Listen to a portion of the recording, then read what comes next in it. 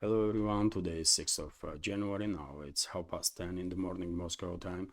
I'm Levan Gudadze and this is my first update for a day in which I will share all the main news that are making headlines in Russian media outlets and Russian language pages on different internet platforms. Later on today, towards the evening, I will publish second news update on my Patreon and Boosty pages with all the additional main news that Russian media will report about during the day. And if you are looking for more news and more commentary from Russia, or simply if you like my work and want to support this project, you're more than welcome to join our communities on Patreon and Boosty. Of course, it is immensely important that our communities on this platform will grow, because it does gives me some peace of mind when it comes to future of this project. Unfortunately, we were unable to reach 200 members on Patreon in 2024. Hopefully, we will manage to do so in 2025. We will see. Anyways, let's go through some news now, and of course, I'm gonna start with Kursk salient area, with Kursk's direction, because as I reported yesterday, Kiev regime on 5th of January launched a relatively large-scale offensive operation on the northern eastern corner of the Kursk salient in direction of village of Berdin. Several waves of armored groups of Kiev regime were moving in this direction, and as I predicted yesterday, Russian armed forces were locked and ready to repel any such operation from enemy forces, and that's exactly what happened. Just a couple of minutes ago, I watched a short video from Abdi Alaudinov, Major General Abdi Alaudinov, head of Akhmat Special Forces, and he said that practically all armored vehicles of Kiev regime that were involved in this offensive operation towards this village of Berdin were destroyed there, and the manpower of Kiev regime is scattered now around this settlement and retreating and looking for some cover. Number of military personnel of Kiev regime surrendered, and some more might surrender in upcoming hours. But in any case, what I learned from that short video of Abdi Alaudinov is that her situation is under complete Russian control, and Kiev regime's forces never even had a slight chance to achieve anything with this suicidal operation. What is interesting, Abdi Alaudinov did not mention a number of destroyed vehicles of their enemy forces, but a number of other sources on different Telegram channels, for example, are reporting that up to 3 dozen of armored vehicles of Kiev regime were destroyed in this direction by Russian forces. Abdi Alaudinov also mentioned that Russian side is monitoring concentration of their Kiev regime's troops in other area. He did not clarify which area he meant, but as far as I understand, maybe he was talking about Belgorod or Bryansk regions, and of course many people are asking now questions. What was the purpose, or what is the purpose of this offensive that Kiev regime is conducting in Kursk salient area by sending hundreds of its troops to certain death? And well, maybe answer is that Kiev regime is trying to divert attention of the Russian side, maybe even some troops from other borderline areas towards Kursk salient, exactly because of these possible preparations of their Kiev regime and their NATO backers to launch another invasion into Russian territory. I reported about such possibilities quite a few times before. We all know that in Chernigov region, relatively recently, new grouping of forces were created by Kiev regime with their square designated sign, right? And even though it don't necessarily means that this grouping of forces will launch a military operation from Chernihiv region, for example, towards Belarus or towards Russia's Bryansk region, but this is certainly a possibility, although this group could be moved on other directions, for example, towards Belgorod region, right?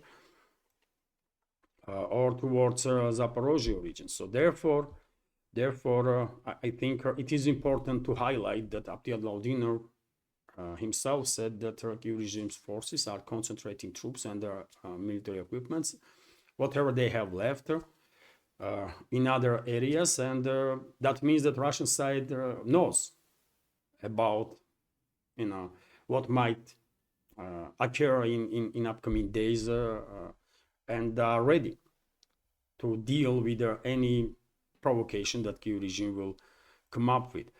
That's my reading of the picture anyway. When it comes to Kursk salient itself, as I already said, dear friends, Russian armed forces and Rosguardia, Russian security services are in control of the situation.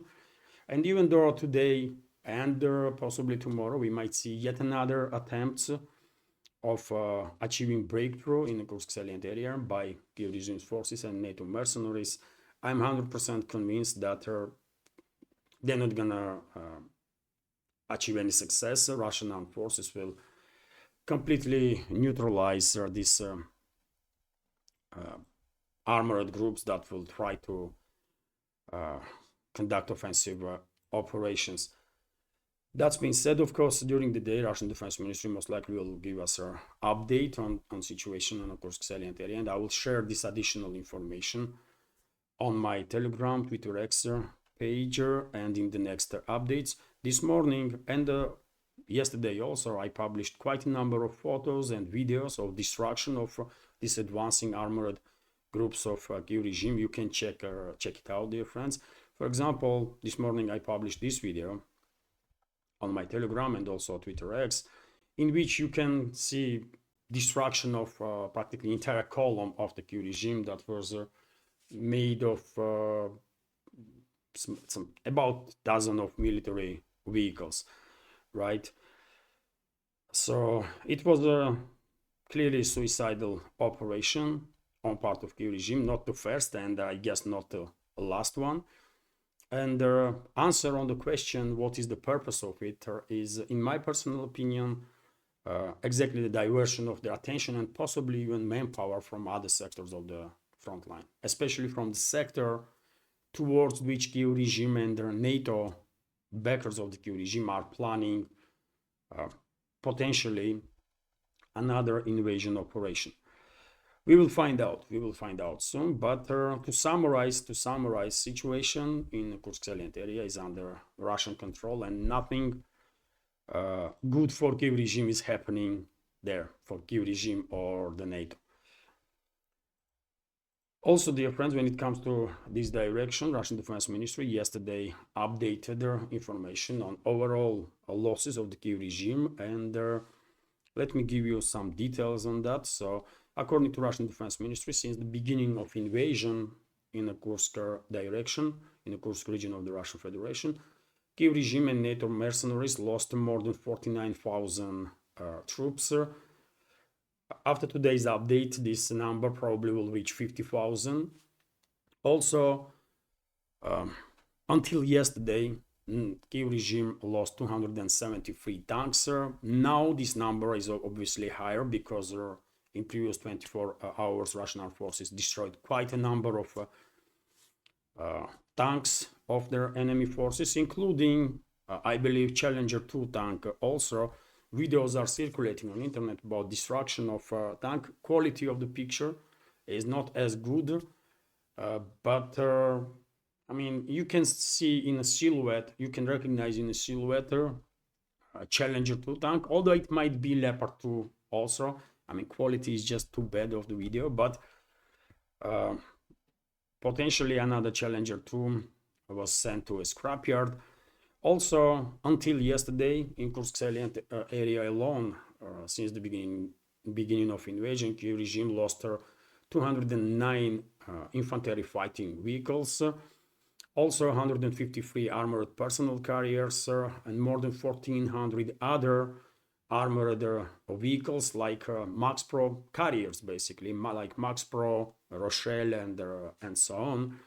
Also hundreds of pieces of artillery systems, field artillery systems, also dozens of multi-launch rocket systems, 44 to be more exact. Among them, 13 US-made HIMARS, MLRS systems, 88 radio-electronic warfare systems, 13 counter-battery radars, 4 radars of air defense systems, and many, many more military equipment. As I said many times before, practically entire army of the Kiev regime and the NATO mercenaries were decimated already in the Kursk salient area, army that was trained and armed by NATO. And when I'm talking about military equipment that was destroyed, Kiev regime's military equipment that was destroyed by Russian forces, we are talking about Western, mainly about Western military equipment, Western tanks, Western infantry fighting vehicles, armored personnel carriers,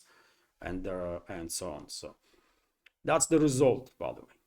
Total disaster for Kiev regime and NATO. And there's, you might be surprised, but seems like NATO generals and their proxies in Kiev, or Western ruling class and their proxies in Kiev, still are dreaming about achieving strategical defeat of Russian Federation, and they are forcing Kiev now to launch yet another invasion in Russian territory, which will go down probably even more badly than this invasion in the Kursk direction.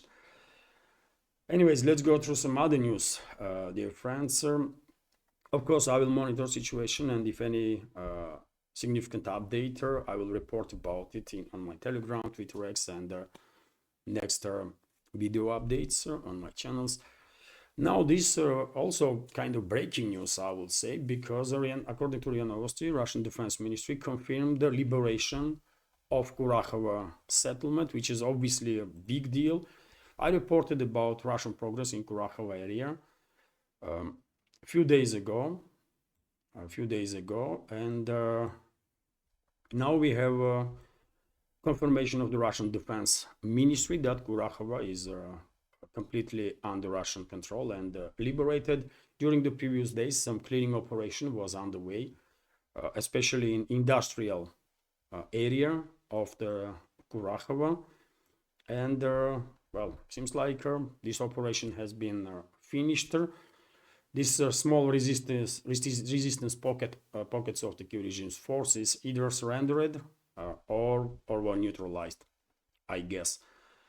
Significant developments, I remind you, dear friends, that Kurakhova used to be one of the major logistical hubs of Kiev regime to conduct military operations in the central and southern sectors of the front line. And obviously, in our upcoming days and weeks, focus in these central sectors of the front line probably will shift towards Pokrovsk, Mirnograd agglomerations, and we will see significant activation of the Russian troops in this area. Russian DRGs already actively working here and on daily basis are neutralizing enemy manpower and enemy military equipment. And of course, we have to mention Velika Novoselka settlement. According to some reports, this town is completely encircled now by Russian forces. According to some reports, Velika Novoselka is in operational encirclement. In any case, I guess ways, roads of retreat for Kiev regime's garrison in Velika Novoselka is under a direct Russian fire control. And well, if Kiev regime's troops didn't run away now, or until now, I guess they will have no opportunity to do it safely from now on. And as always, best decision they can make is to contact Russian side and organize safe surrender. That will be the best decision of their lives for sure. But I guess it's only a matter of maybe even days or maximum week or two, and this town will be also liberated by Russian forces. Let's go through some more news now. And well, yesterday Russian media outlets, based on Russian Defense Ministry's report, informed public that Russian fighter jet intercepted a Ukrainian fighter jet MiG-29. No specifics what type of Russian fighter jet was engaged in this air-to-air combat. It could be Su-27 or Su-30 or Su-35, or maybe even Su-57, 5th gen Russian fighter jet. It would be good to know which Russian plane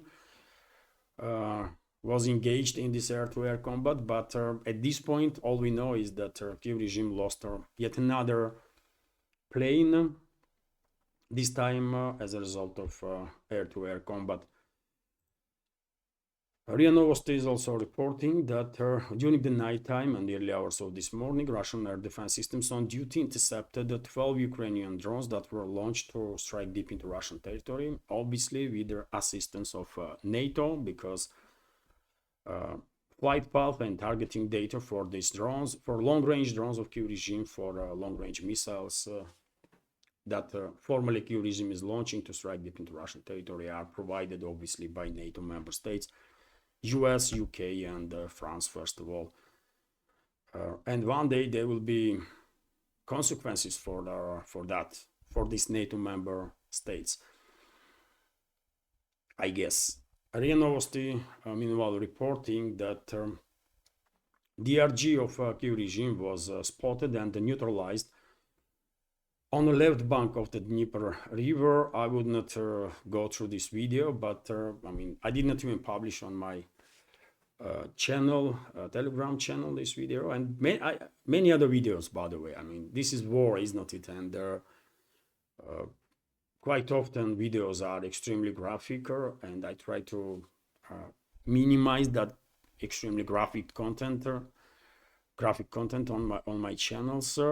But yes, this is 100% confirmed information. On this video you can see neutralized DRG of the Kiev regime, yet another suicidal operation of the Kiev regime's forces.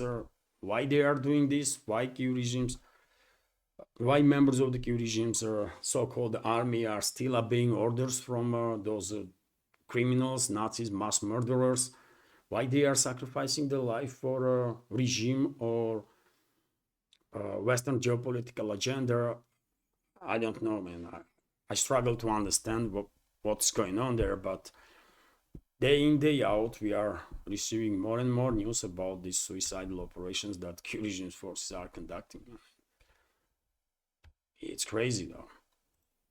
They can contact Russian side, they can organize safe surrender, and many are doing exactly that, but unfortunately not all. Anyways, let's continue. RIA Novosti is reporting that there was explosions in a Kiev-controlled part of Kherson city and the region. Probably Russian armed forces with long-range strikes were neutralizing concentrations of the Kiev regime's forces and their military vehicles. No specifics are being provided, just the information that there was explosions in this direction. Well, and Russian media, of course, did pay attention to interview of Zelensky that he gave to US blogger Lex Friedman. And I did not watch this interview, by the way. I have no intention to spend 3 hours watching these two crazies, right? Lex Friedman and Zelensky. There was times when I had some respect to Lex Friedman. I was subscribed to his channel. I subscribed to his channel years ago, by the way, and then I unsubscribed because after this conflict was provoked by NATO, Lex Friedman, in quite a few occasions, demonstrated that he is not objective in any shape or form. He is a clearly Russophobe, Nazi. He was, if I remember correctly, he was considering himself to be Russian Jew, right? And then suddenly he became Ukrainian Jewish. Okay, it's his right? But he also was saying some quite nasty stuff about Russia. He was openly saying that Zelensky is a hero and that kind of crap. And I mean, after that, how can one have any respect towards Lex Friedman? I don't know. And he went to interview this criminal mass murderer, Zelensky. And I saw some fragments on different Telegram channels. He was extremely rude. Even Ukrainian propagandists were kind of shocked with the language that Zelensky was talking about. After all, he is not a blogger, right? He is at least formally head of quasi-state, but still, right? And I mean, he was extremely rude in his statements. He demonstrated once again that he is completely, I mean, fully in this Nazi ideology that is dominating in ruling class of the so-called Ukraine right now. He may himself don't believe in any of it, but he repeats time after time all the talking points of Ukrainian Nazis and the fascists, true Nazis and fascists, by the way, from Azov and from other Nazi organizations, right? And as far as I understand, this was a total failure, total disgrace, really, this interview, for both, by the way, from Lex Friedman and Zelensky. At one point, Zelensky went on to say that he has no respect for Russians, not just for Russia as a state, but for Russians also. I mean, this garbage individual, by the way, he made his career in Russia, right? He should be grateful to Russia and Russian people forever, but that's what he is saying now, that he has no respect for Russia and Russians. I mean, absolutely despicable garbage individual, right? And at some point, he spoke about nuclear weapons. You know, he and many others, by the way, from anti-Russian camp are still pushing this crazy narrative, false narrative, absolutely, that at some point Ukraine had nuclear weapons, which is complete false, by the way. Ukraine never ever had nuclear weapons, right? Soviet Union had nuclear weapons, right? And these nuclear weapons were deployed in different republics of the country. In Ukraine, in Georgia, in Kazakhstan, in many other republics. But it does not mean that these weapons were belonging to these republics. This was a Soviet nuclear weapons, right? And after Soviet Union was dissolved, it is Russia that internationally recognized as a, let me translate, as a successor, only legit successor of the Soviet Union. It was Russia that paid death of the Soviet Union. It was Russia that deal with all the obligations that Soviet Union had, right? And it is only Russia that is recognized internationally as a successor of the Soviet Union, right? So don't fail to this propaganda of the Western so-called elites or the Kiev regime that Ukraine somehow, sometime in the past had nuclear weapons. It's false. They never ever had nuclear weapons. But unfortunately, this topic of nuclear Ukraine, you know, time after time is in headlines, right? Western propaganda outlets, especially recently, quite actively start pushing this narrative that Kiev regime has the potential to build its nuclear weapons, that it was unfair to force Kiev regime to say, no to nuclear weapons that they had, that even though they never had no nuclear weapons, right? And now Zelensky once again talking about this topic in an interview with Lex Friedman, which I see as continuation of this new narrative that West is pushing right now, which is about next phase of escalation with Russia. And by that I mean a transformation of the Kiev regime into a nuclear armed regime. I hope I am wrong. And yesterday I read comment of one of the members of our community, and he was disagree with me. He said that West is not planning to transform Kiev regime into a nuclear armed regime, but well, I mean, we can agree to disagree, right?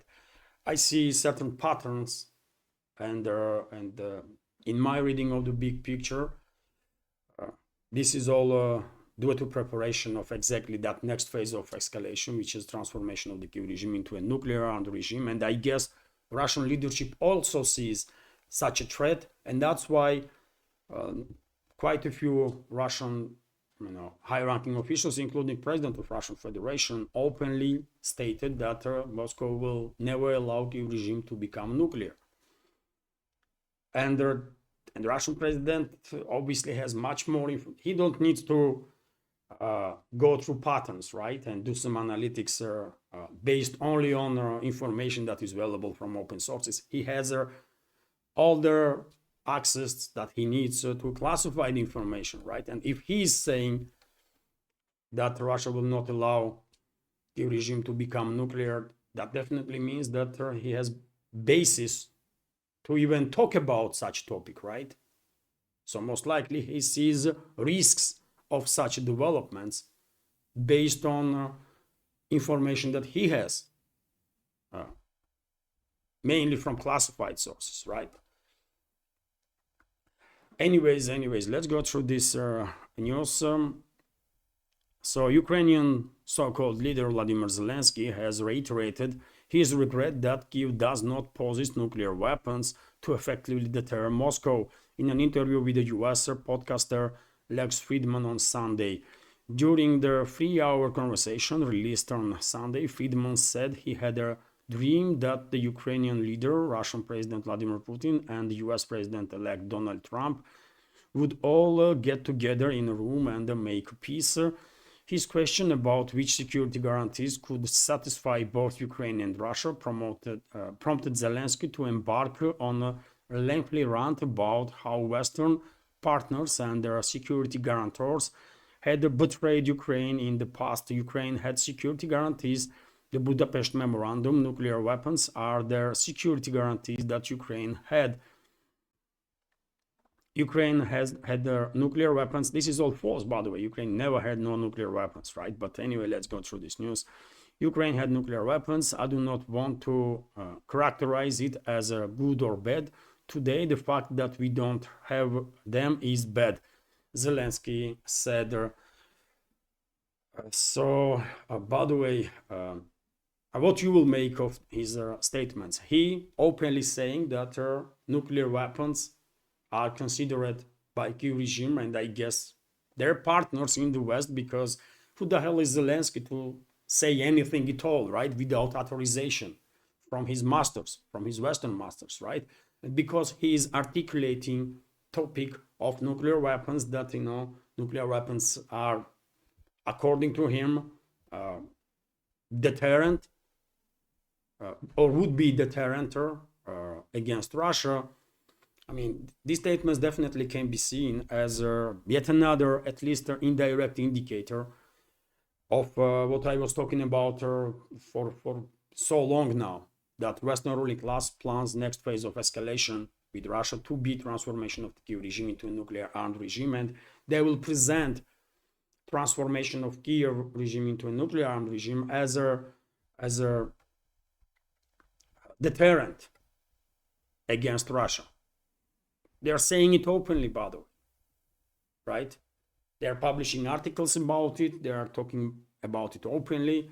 What other indicators do you need that this is exactly the trajectory that Western is moving now, Western ruling class, right? And I hope Moscow somehow will manage to make sure that Kiev regime will never become nuclear armed regime, because that would be extremely dangerous for everybody, right? For everybody in this world.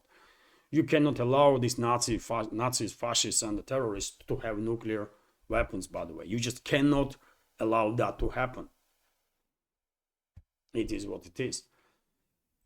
Let's continue, dear friends, with some more news. Well, we have this report from RIA Novosti that according to IAEA, International Atomic Energy Agency's statement, yesterday there was 2 explosions not far away from Zaporozhye nuclear power plant. IAEA experts that are located in Zaporozhye nuclear power plant stated that they are confirming that there was explosions, but as always in past, they refused to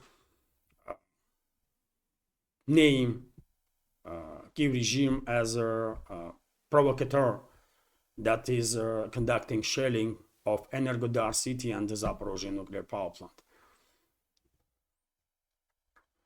I mean, nuclear blackmail on part of Kiev regime and the Western ruling class yet again, right?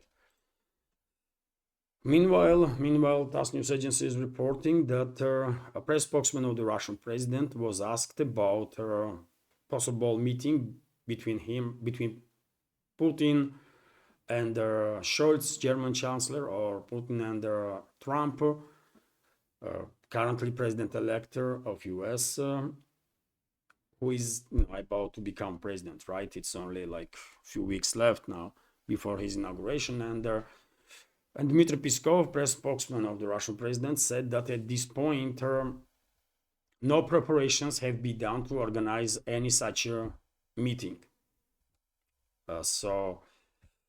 And by the way, I believe Schultz himself yesterday called nonsense or rumors,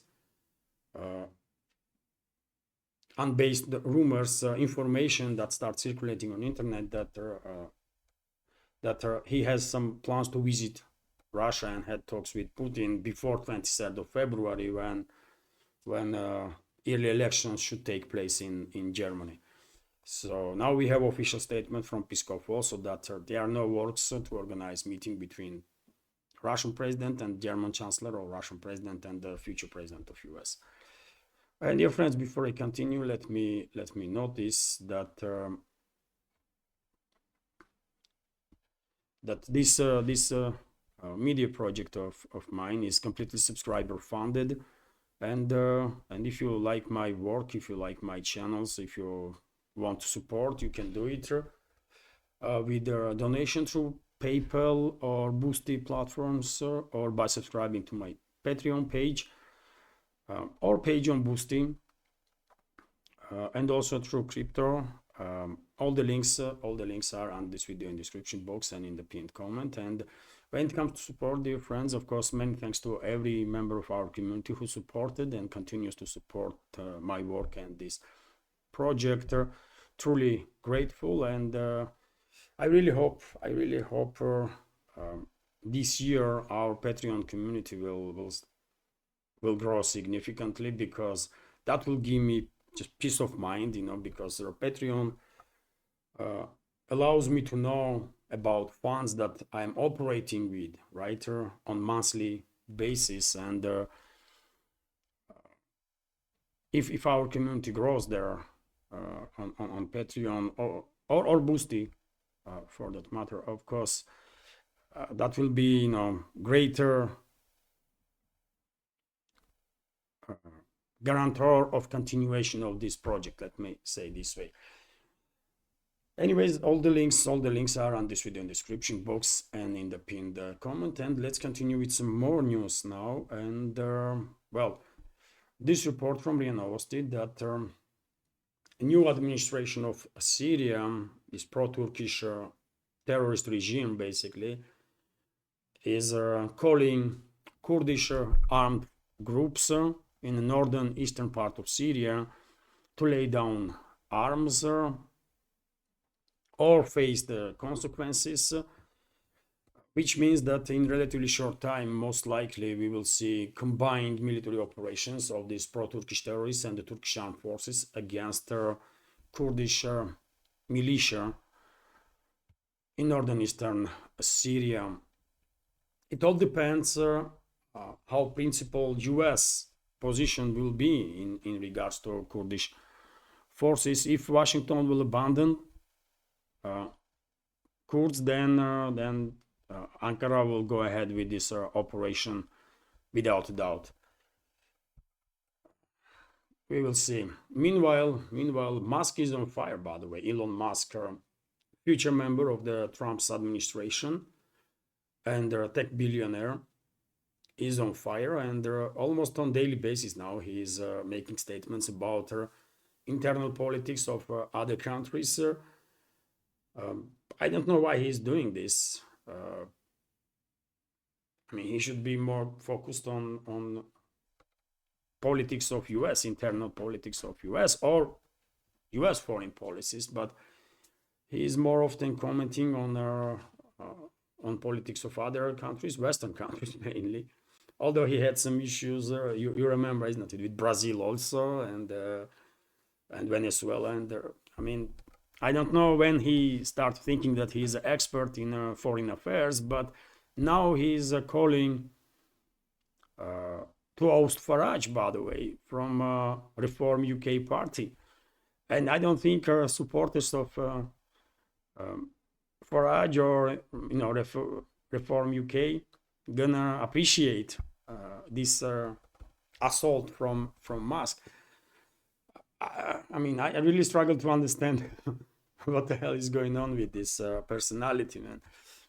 Elon Musk has called for Nigel Farage to be replaced as a leader of Reform UK, marking a dramatic reversal in the Tesla billionaire's support for the right-wing leader. The announcement came just hours after Farage failed to back Musk's inflammatory comments about British politics. The Reform Party needs a new leader. Farage does not have what it takes, Musk posted on X, the social media platform he owns, on Sunday afternoon. His statement came weeks after pressing Farage and describing Reform UK as Britain's only hope. Praising Farage and describing Reform UK as Britain's only hope. The fallout appears to be tied to a disagreement over far-right activist Tommy Robinson, who was jailed in England on contempt of court charges, as well as Musk's recent controversial claims. Earlier this week, the South African-born US tycoon called Prime Minister Keir Starmer complicit in the rape of Britain due to his oversight of the UK prosecutor office during past grooming gang scandals. He also accused Health Minister Jess Phillips of being a rape genocide apologist. Speaking to the BBC on Sunday, Farage distanced himself from Musk's remarks. I don't agree with everything he stands for, the politician said, but I do believe in free speech. I think he is a hero. He also added, but I guess that was not enough for Musk, and he went on, on run to oust him. Okay, Farage also rejected Musk's calls to allow Robinson to join his party, saying he is not what we need in Reform UK. Musk, by contrast, has described the jailed activist as a political prisoner and repeatedly championed his release. So something going on there between this Farage, leader of the Reform UK party, and Musk. This is what we see on the surface, but maybe there is some deeper tensions there, and who knows what kind of ambitions Musk has in regards to UK. But it is really strange, at least, probably majority of you will agree with me, that it is kind of strange that this tech billionaire, future member of the Trump's administration, is messing around internal politics of other countries like it's peanuts, you know. I don't think this is normal, by the way.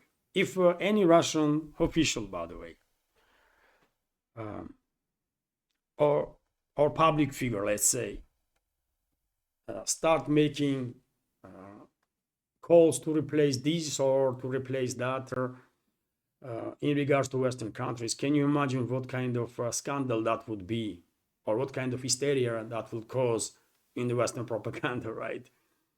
But you know, when it comes to interference in each other's politics between the Western countries, I mean, it seems like it's all okay.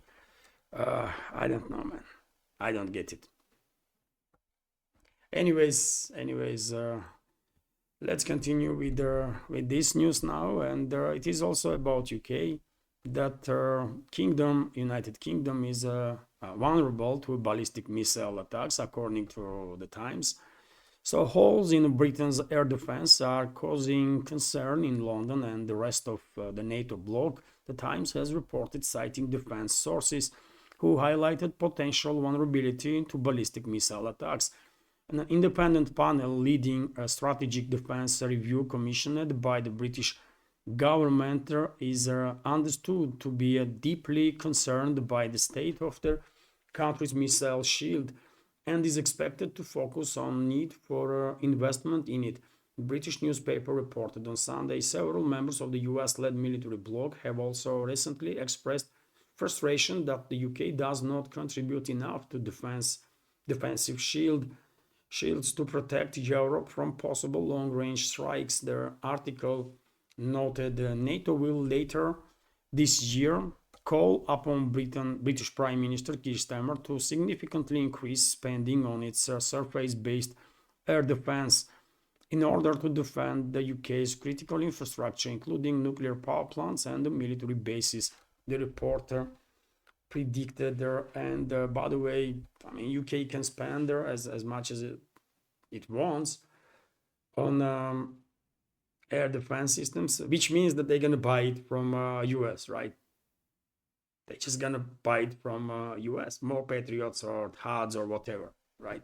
So basically, NATO is demanding from London to allocate another billions and billions for military industrial complex of the US, first of all, right? That's what is happening because everyone understands perfectly well that in case of full-scale war between, let's say, NATO and Russia, no air defense systems can save any country, really, right? Because all these warheads, by the way, nuclear warheads, they are achieving hypersonic speeds, right?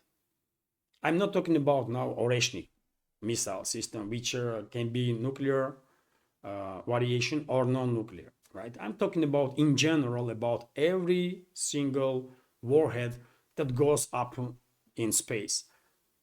Velocity of these warheads are immense, right? Speeds are hypersonic, always, right? And therefore, I mean, I don't think there is any air defense systems in existence that can intercept targets of such high velocity. So this is all yet another scam or scheme that is introduced to UK's public, I guess, to basically formalize their allocation of another billions and billions of UK's taxpayers' money for useless air defense systems that US is producing. That's about it, right? Useless in terms of intercepting hypersonic weapon systems. That's all, right? And it's not about UK only. I mean, as I said, Russia has most advanced air defense systems in the world, right?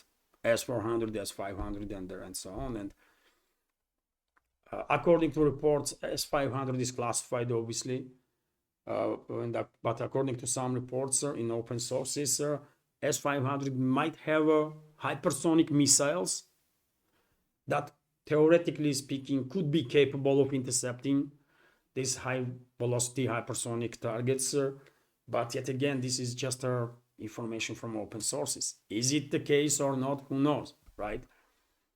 But in any ways, let's hope world will never face full-scale war between nuclear powers, because that's going to be end of everything, with or without air defense systems, right? So let's continue. A few more news, dear friends. And for example,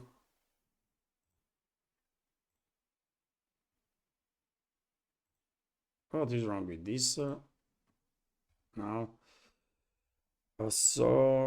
Yesterday during the live stream community chatter, I spoke about situation in China where some virus is circulating, and hospitals in certain areas are overwhelmed. Speculations are that China might face new pandemic. Situation is also getting difficult, according to reports that I see in Russian media, in Kazakhstan, which is neighboring country to China. I don't think our world will face another global pandemic or something, but this outbreak of sort of new virus that has flu kind of symptoms in China and potentially in Kazakhstan definitely is something to pay attention to, because who knows? World already did go through worldwide pandemic, right? And unfortunately, that situation was used by globalists for their own agenda, right? To enrich themselves and to test several ways of control over the population, right? And who knows, maybe they will use any opportunity that they will get to conduct yet another such a social experiment, a worldwide social experiment. Who knows? Right? So therefore, we should, pay attention what is going on in regards to this new outbreak. But me personally, I think it will be localized. And hopefully nothing extraordinary or extra dangerous for humanity will come out of this story. And finally, I will end this update on RIA Novosti's report that in Kuban region of Russian Federation, which is southern Russia, Black Sea coast, by the way, already from their coastline, already 102,000 tons of contaminated ground soil was removed, and soil was contaminated, of course, because of the crash of two Russian tankers in a few weeks ago in Kerch Strait, during the which, according to some reports, more than 2,000 tons of mazout end up in a sea, and this oil product is now being pushed towards coastal lines. And it's not just Kuban, but in certain areas in the Crimean Peninsula also work is done to make sure that coastal line is clean and safe. And I'm afraid this work will continue for many months to come, because those tankers still are underwater, right?